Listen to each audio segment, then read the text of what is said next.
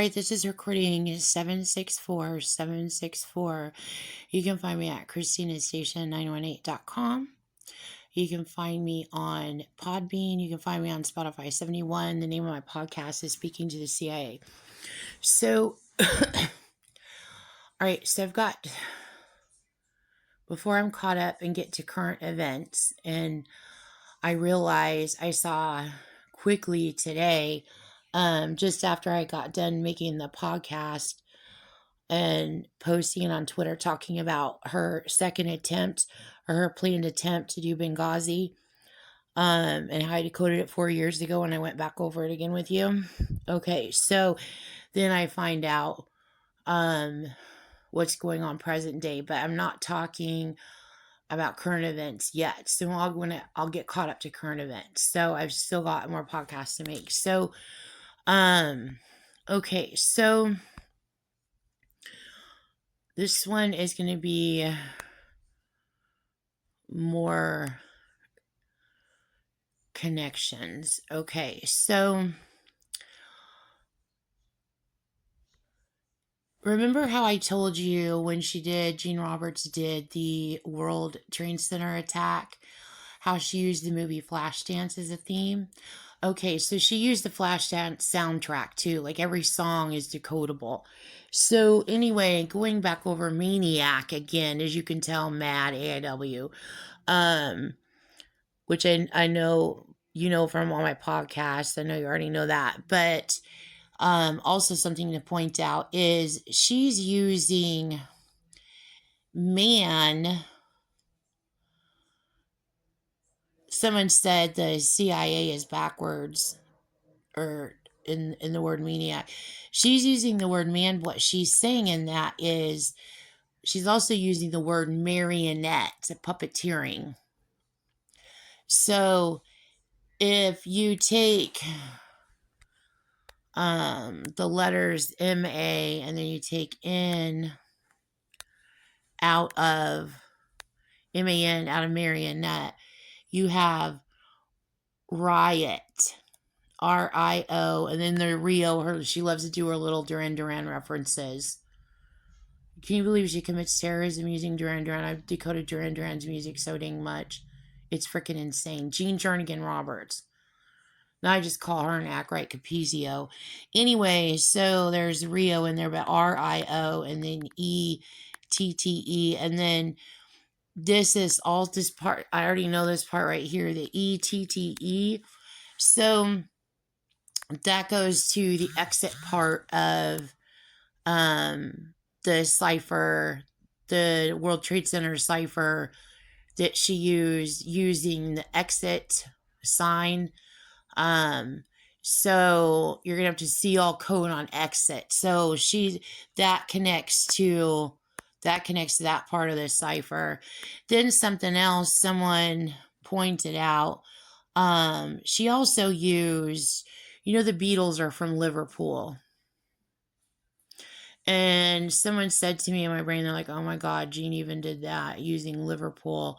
She pointed out, it was not a she, liver and pool. So pool, see all code on pool. It's one of her racket words. And see, if you see pool backwards, you see loop. It's one of her racket words. There's a whole bunch of Charles Manson knick-knack paddywhack to it. So it's a racket, okay? So she's using that the Beatles are from Liverpool, but she's referring to liver as in alcohol. So again, remember what I told you, her Manson occult combined with the Synanon occult, okay? And I know they're a mass conglomeration of all occults today, okay? So I know they're huge, but I'm saying how old this is, because even just using the letters AA, that goes back to 1976, Globe, Arizona. And then you would even have that LOP, and then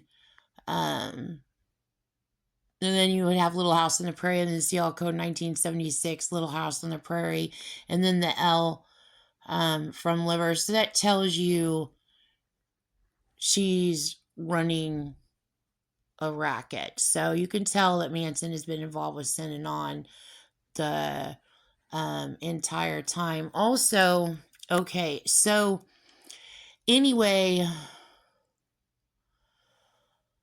okay, moving on to the Oklahoma City bombing. More evidence that Gene Roberts and her Manson occult did the Oklahoma City bombing. So, see all code, Oklahoma City bombing, where I'm going over her ciphers. All of her ciphers are demonic. Gene Roberts is a Satanist. So the ciphers that I decoded on the Oklahoma City bombing that revolve around where I decoded where she's using the three wise men in it, and I decoded all that part of it out. So you'll see on my podcast. So I decode a whole bunch more on my podcast. But the originals I decoded when I was in Slidell, and then I saw that she was using the three wise men. So then I decode even more, and then I decode even more, and even more. It's on paper, it's electronic, and then on my podcast, I decode a whole bunch more around frankincense, myrrh, and gold. Okay, so this is a continuation of that. So she's using. So remember in my podcast, where I'm talking about, and I decode. She's using Frankenstein. Okay, so this is a continuation of the Frankenstein part of that cipher of her doing the Oklahoma City bombing. So there's a couple things I want to point out about Frankenstein in addition that she also used. So Frankenstein, she used the lady or the guy in Frankenstein, the famous thing they said, it's alive. Also, she probably used, and it's probably related in this here. I bet you she pulled it in. Remember that movie? I'm not going to go look for it, but I can already tell you it's in there. The short circuit. Remember, he would say 5, I'm alive. Remember that? So, and then that probably also connects to the little sitcom that was on back then, Sally, the little robot girl, and all that. Okay, so anyway, so it's alive. So she's using it's alive also. So I went to go look up the female, what, like, so this part's not surprising, okay, but the female that played in The Bride of Frankenstein, I remembered there was a character in the movie who had white hair with black. No, really, she had black hair with white, and she had white wavy lines. And I'm like, oh my God, that's a reference to, and then that goes to this, it's alive. That's a reference to future terrorism. Remember I told you that remember I explained to you how she's using ice on deceased people, and she's going to have a future terror attack planned using that, keeping deceased people bodies alive and using them in a zombie apocalypse. And I told you I could see 2 of them. And I explained to you even how she motorized their voices. So someone was pointing out to me, and I told you what they look like. I told you I saw what 2 of them look like. Someone pointed out to me, the Bride of Frankenstein has hair like that. So that's linked. So it looks like what Jean is doing with this is, it looks like she's playing herself. And one asks, because she doesn't think I'm going to be able to successfully make reports against her for committing terrorism. She thinks I decode the ciphers, and then she steals the ciphers, and then she picks and chooses what she wants. And to whatever audience she's playing and try to sucker, she plays it in either direction. She always has a get out of jail free card for herself, where she plays the victim. So I think what she's doing here is she's playing the victim, and she's going to act like she was stalked and she was attacked and she was ice raped and blah blah blah blah blah blah blah blah, blah. I think is what she was doing is manipulating this even further. So anyway, the bride is played by Elsa Lanchester. Okay, so you guys know Chesty Puller is a famous Marine. And she's referring to, see how she's referring to herself, the Bride of Frankenstein. So she's referring to herself as, so she's referring to the Marines as Frankenstein, and she's referring to herself as their bride.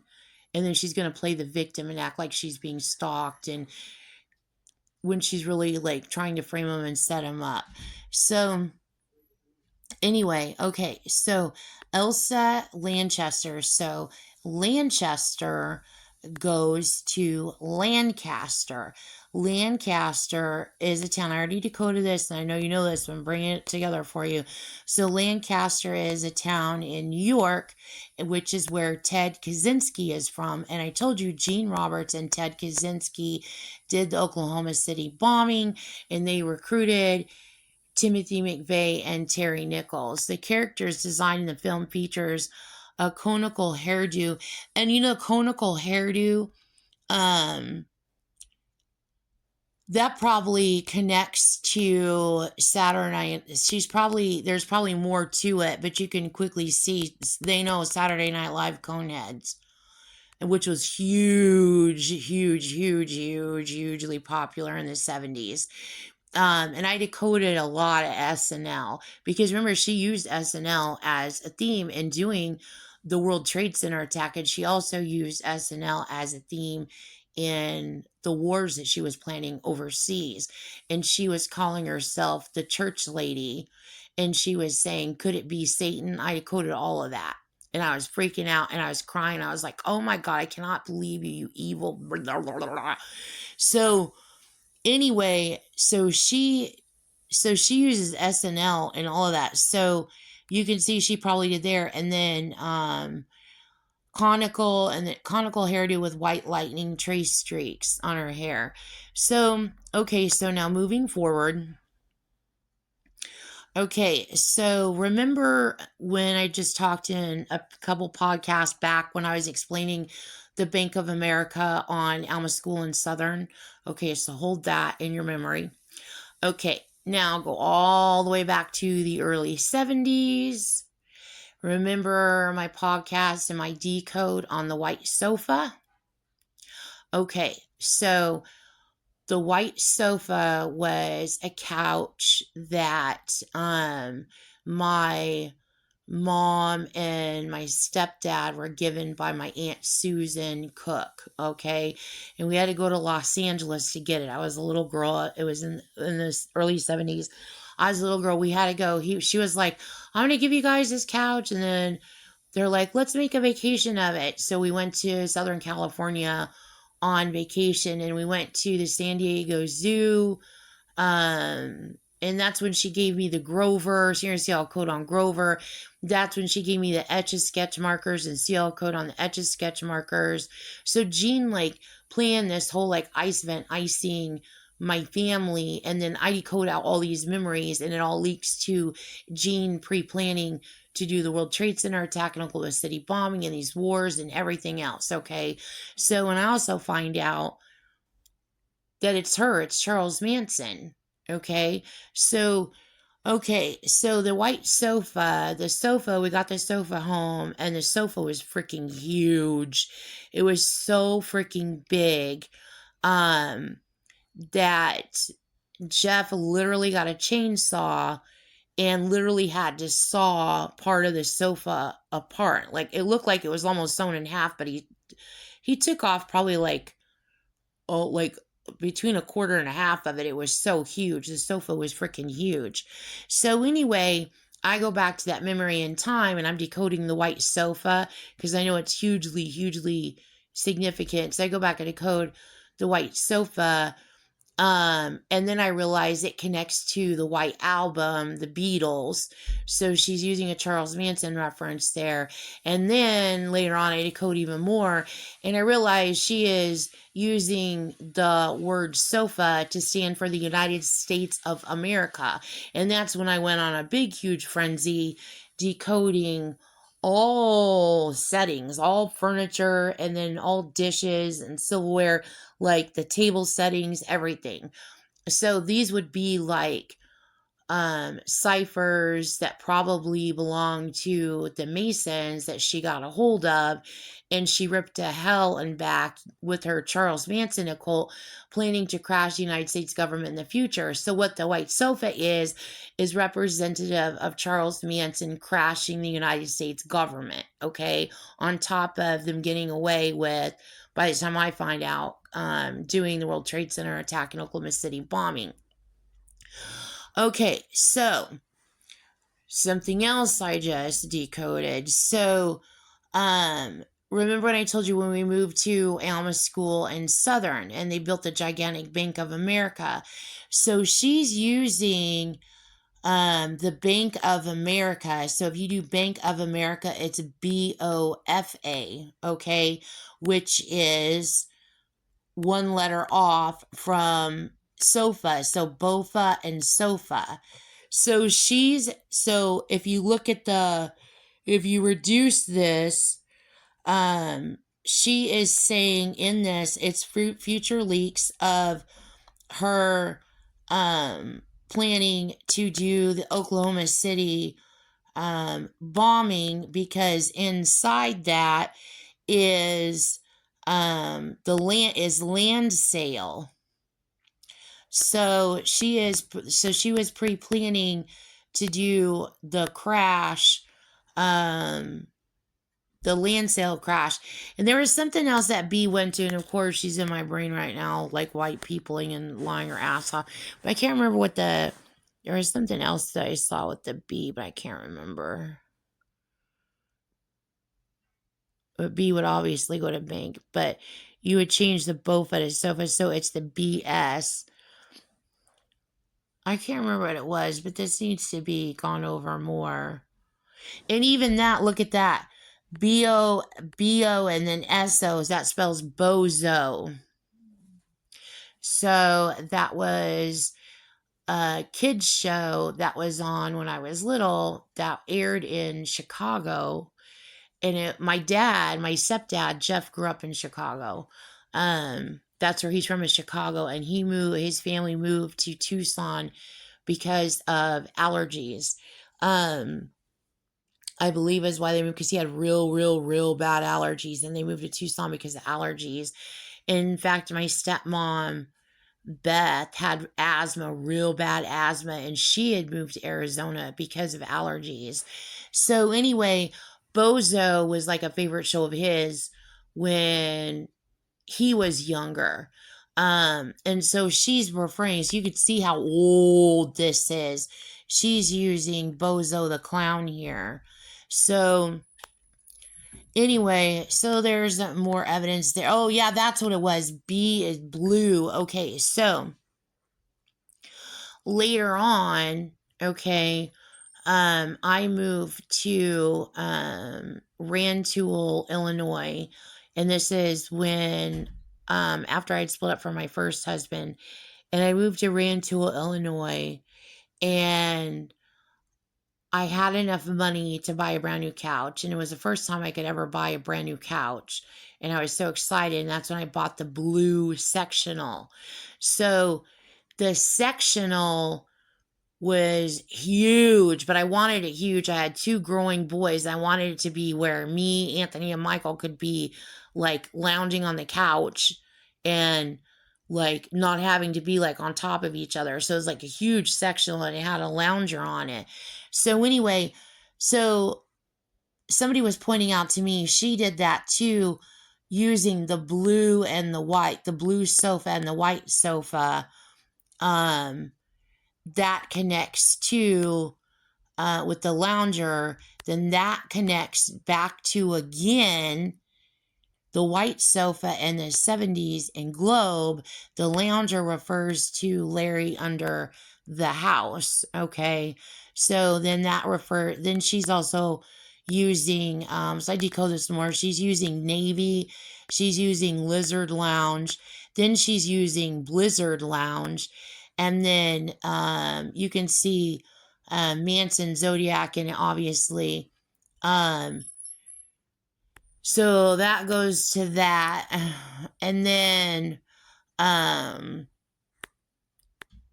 also something else to point out with the blue and the white is the snow globe. I got snow globes pretty much every Christmas when I was little.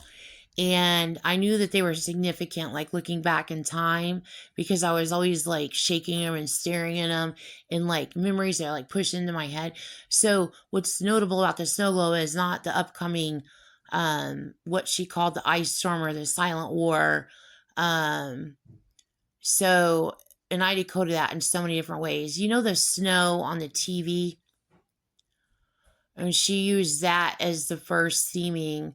And she used you know, when you were little in the 70s and the TV would be on and it would be too late and then the TV would go off the air and those stripy lines would show up. Someone said she used that as a theming for her ribbon. That was also, I decode that. That's like also a sign of her doing the future silent war. And I knew, like, when decoding all that, to go back and look at the first records ever made, the first movie ever made, and then the Wizard of Oz. I didn't find out. I knew. I'm like, oh my God, that was the first color TV, or that was the first color movie ever made. So then I'm like decoding tons of Wizard of Oz. So it's all the future ice storm, snowstorm, and then she ends up using, doesn't end up use, she uses the movie Poltergeist as a theme. And then I decoded the deaths of the 3 mysterious deaths from the Poltergeist movies. And I decode it, and she took their lives. Unless she's holding them hostage, she took their lives. And one was the little blonde girl, one was the teenage girl, and one was the clairvoyant woman. And if you remember the clairvoyant woman, she was a short woman. She looked like she could have been on The Wizard of Oz. She looked like a little munchkin. So she took their lives. I decoded that. I decoded that part of Poltergeist when I was in Texas. So anyway, so the snow globe, to point out additional to the snow globe, was the back of the globe was blue and the front is white. So the blizzard, silent war, snowstorm, future death. It's future terrorism.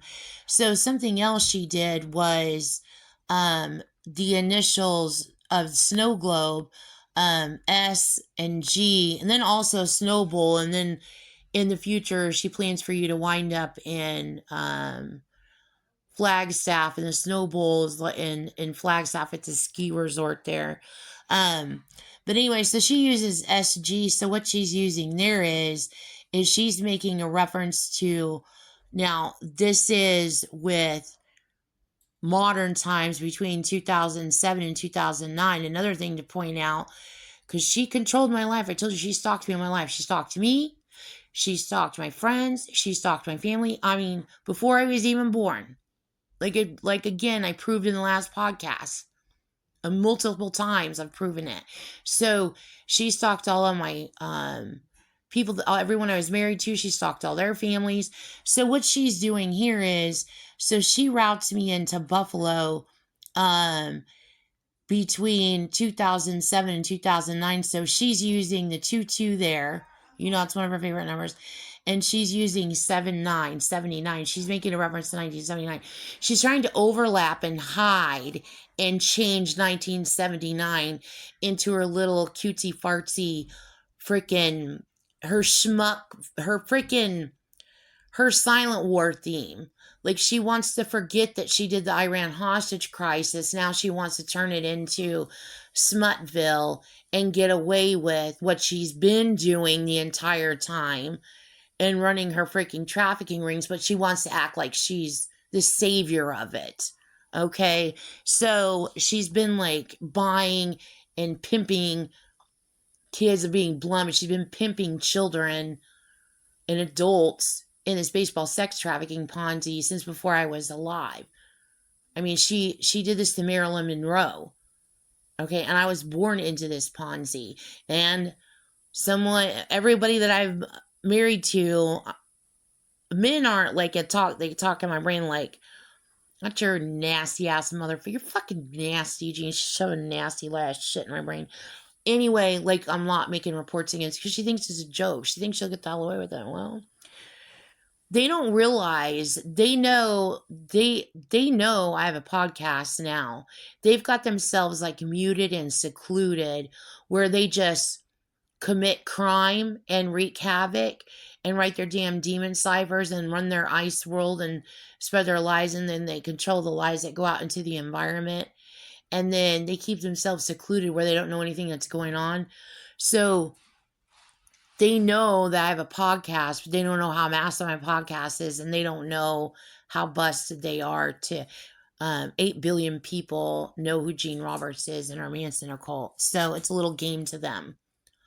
So anyway, so she's trying to hide the 1979 hostage crisis and trying to do a new thing and trying to make 1979 her nasty little thing, where she's an exhibitionist now, but she's pretending to save the children, but she's just being an exhibitionist. Like, hey, I can get away with, like, I've done this all my life, I'll get away with it.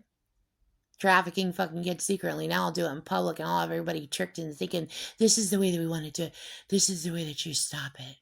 Is you just traffic children. That's the way that you stop it. You just traffic children more. And she really got people to go along with the damn dumb shit. Until people's like, were like, what the frick? You're sick. Like, you're freaking sick. Well, they're in a cult. So anyway, so she's trying to wipe out the Iran hostage crisis and trying to overlap it there. So that's why she has me there the years 2007 to 2009. And there's something else that's in here that someone just brought up in my brain seeing it, but I can't remember what it is right now. But anyway, so she's using in the SG, she's making a reference to Be Our Guest. And she's using Beauty and the Beast is what she's using. And guest, and she's also using guest and gesture. And then she's also using guys, disguise, guys, get up, like all the same damn crap she uses. She's a freaking con. Like, that's what they were doing. They were doing, they brought up Oliver North.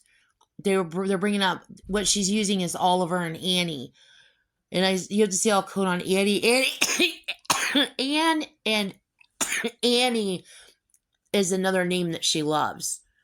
I have a lot of Anns in my family, and when I was decoding in Slidell, the beginnings of this, her stalking me and everyone else I know, I decoded where she was referring to me as like the old Raggedy Ann, and then she was referring to my second husband's daughter as the new Raggedy Ann is what she was doing, and I decoded it all out. So then I went on a frenzy, like decoding all Ann everywhere, and I realized just how deeply, like, well, I mean, even by that alone, but I mean, I like kept going, like decoding the Anns, and so she stopped trying to control my speech. She stalked the hell out of me. She stalked the hell out of all my family. She is disgusting. She needs to be electrocuted. So anyway, she's using Oliver North, and she's using Oliver and Annie. Okay, so what else she's also using here is Guess Jeans. Okay, so Guess Jeans. So she's making a reference here to Anna Nicole Smith. Okay, so she took Anna Nicole Smith's life. All right, which is someone that my ex-husband was madly freaking in love with. It's like his pinup girl is Anna Nicole Smith. Her her and Carrie Underwood. He's in love with both. Oh my God, she is disgusting. Not Carrie Underwood. What Jean did, ice raping her ex-husband. Anyway, Carrie goes all the way back to early 1970s when I lived in Globe. Stephen King's Carrie. So when she ice raped me and my little friends, and she got them to dump water on me, trying to reenact. They didn't know they were reenacting that. She was she was using AI on all of us. But basically what happened is, by icing all this, she robot controlled to create a recreation of this scene in Carrie, where she goes to prom and they dump the pig blood on her. Okay, and you remember Gene Roberts is Charles Manson, so they dumped water on me on the porch, and I was in my mom. Oh my God, she is controlling my speech so bad. I was in a dress, a black sundress with little flowers, and it was a brand new sundress that I got from my grandma. And I was so excited to have it. And I was where I went over their house, and then they dumped all that water on me, and I was on the front porch. It was like a little reenactment of Carrie. Okay, so Carrie goes all the way back to 1970s. So that's more evidence for the other girl's family, as she's stalking their family, and which you guys know all that. She stalked the heck out of them all their lives also. So anyway, and that shows that she was stalking their mother just like she stalked to my mother. So anyway, so Anna Nicole Smith, she died 2/8, 2007, which was the year that I got to Buffalo. So she's also using Marciano. So Marciano is the creators of Guess Jeans. She's using Marciano, and what she's using there is, oh God. Anyway, what she's using there is marsh, and then she's making a reference to Marshall Fields. Okay, so she's using a back reference again to when I lived in Chicago and Marshall Fields, and then the giant Christmas tree. And what you can see what she's trying to do. She's trying to frame, and she's trying to blame, and she's trying to make it look like everybody else did it. No, Gene Roberts and our Manson occult did this. And then March is in it.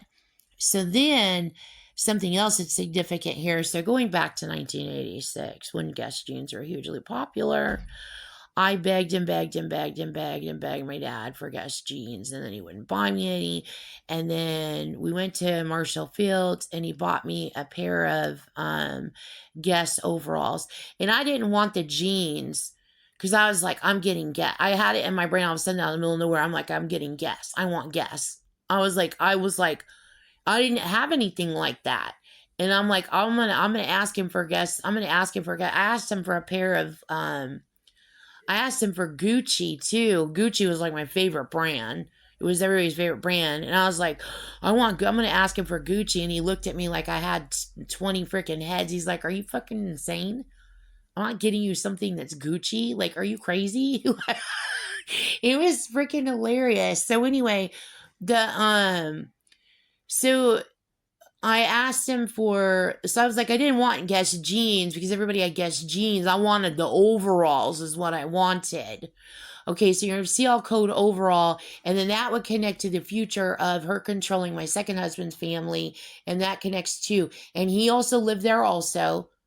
So that also is evidence that she was controlling and routing his life, Overland Park, Kansas. So you're going to see all decode overall. Anyway, so the Guess overalls. So anyway, one day I went to school. I had my Guess overalls on. I went to PE to go change out, or I went to dance class to go change out. And then my overalls were in the locker. And then I came back to my locker and my Guess overalls were gone. And I was like, I didn't get to wear those a freaking full school day. And they went missing. And so, looking back in time, I can see where Gene Roberts and her Manson occult were stalking me, because who would be interested in overalls? Synanon and Charles Manson, the leader of Synanon, always wore overalls, which is why she kept putting it in my brain that I need to have overalls more than I need to have jeans.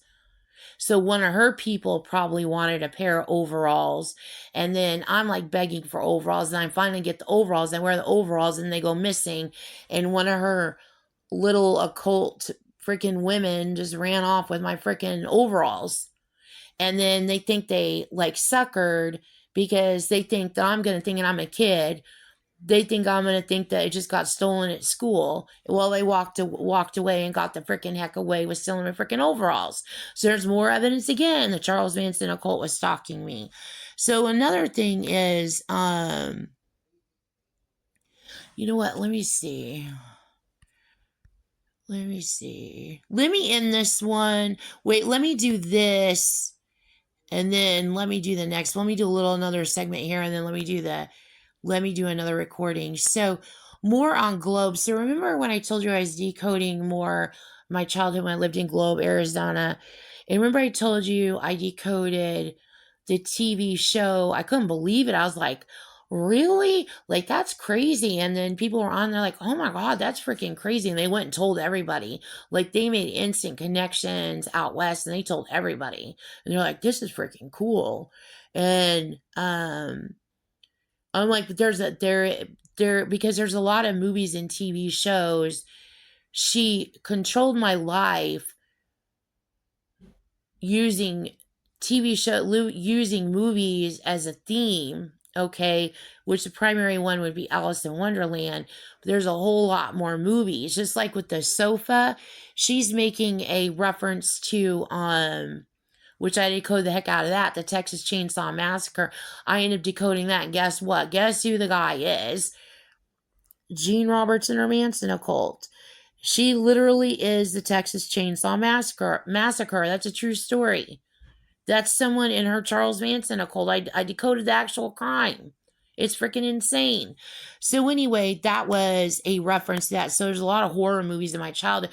And so I could go back and I could decode everything and see she's been out committing a lot of crimes. So anyway, I decode the crimes and I turn her in for them. So anyway, so this one thing I decoded, I was like, this is crazy. I found out that the name of Hill Street Blues, the TV show Hill Street Blues, was from my childhood, and it was based around Globe, Arizona. And it was weird how I went through the whole trail decoding the whole thing, but there it was. There was no mistaking it. Hill Street Blues is based off of Globe, and it's based off of she also uses Saint Elsewhere. She even calls herself Saint Elsewhere. I guess she busted herself there, huh? So, no, Gene, you're a liar. So, anyway, and obviously we know that I freaking told her ass off today, too. Anyway, you tell her ass off in every podcast. So, anyway, and prove that she is guilty and that she is a liar. So, anyway, so... And you know, she refers to her, Elsa is a mermaid. No, Elsa is the character in A Little Mermaid, the fat lady in The Little Mermaid. She refers to herself as Ariel. So anyway, so she's like, so you could see the stunts and crap, that the lies and the crap and the just scum, vermin, filth, the frickin' pedo, stolen valor, freaking horror, terrorist, 9/11 cunt tried to freaking get away with. Which I don't focus on any of her trafficking. I'm just, hey, I'm letting you guys know she trafficked you and she's stalking you, and you might want to turn her in, and she's making money off of that trafficking, and she's committing repeated terrorism with it over and over again. So I'll focus on turning her in for the terrorism because it's a known how she's making the money. So, and that's her safe way of making the money, is lying for money. But it's no, you're not getting away with any lying. You're not going to be doing any of that, Gene. So anyway, so Hill Street Blues, I think it was after St. Elsewhere, I think when I was decoding St. Elsewhere, well, I was decoding it like mentally in my brain. Somebody was putting it in my brain that it was linked to New Orleans, like New Orleans, um, the Ochsner Hospital was modeled after, or St. Elsewhere was modeled after St. Elsewhere, but I don't know it for a fact because I don't know if somebody was just talking in my brain. And then, because I never went and actually like decoded it to see for a fact, but the connection, her making that connection is there. So all of her people all think of Ochsner Hospital and St. Elsewhere as synonymous. Hill Street Blues was the connection of that was to the hospital in Globe, Arizona. She was using the hospital in Globe, Arizona. But Hill Street Blues, I was too little to watch Hill Street Blues. That was like an after 8 o'clock show. I was too young to watch. I wasn't interested in it, so I can't tell you anything about Hill Street Blues. I was too young for it. But anyway, I don't know if it was a cop show or a hospital show, but the way that they got the name Hill Street Blues was based off of a hospital in Globe, Arizona, and I decoded it all out, and I was like, oh my god, they got the name of Hill Street Blues from Globe, Arizona. So anyway, so here's a little bit more on that. So this is critical evidence also. So remember I told you the evidence in the previous podcast, go back to where I'm talking about Arsenio Hall, and he's got Bill Clinton on playing the saxophone. Okay, and that was like a famous that was famous to have a president on with a pair of Ray-Bans playing a saxophone on TV. People were like, oh my god, the president is playing a saxophone on TV. People were having a cow. Okay, so his saxophone, he had Ray-Bans on, and so this is referring to what she did there, putting Ray-Bans on him, is she is making a reference to Blues Brothers. Okay, so Blues Brothers was I don't know who the other guy was. It was Dan Aykroyd and someone else. Blues Brothers was famous, hugely famous in the 70s, and they were on, I think, on SNL, and then they made a movie. And my stepdad Jeff, oh my god, with the Blues Brothers, Cheech and Chong, MASH, and the Rockford Files. That was like, those were like his shows. He loved those shows. So anyway, so the Blues Brothers, so that's also a reference to her pre-planning to do the Battle of Mogadishu and Benghazi. See the previous podcast, so this links to that. So I'm going to end this recording, and then I'm going to start another one.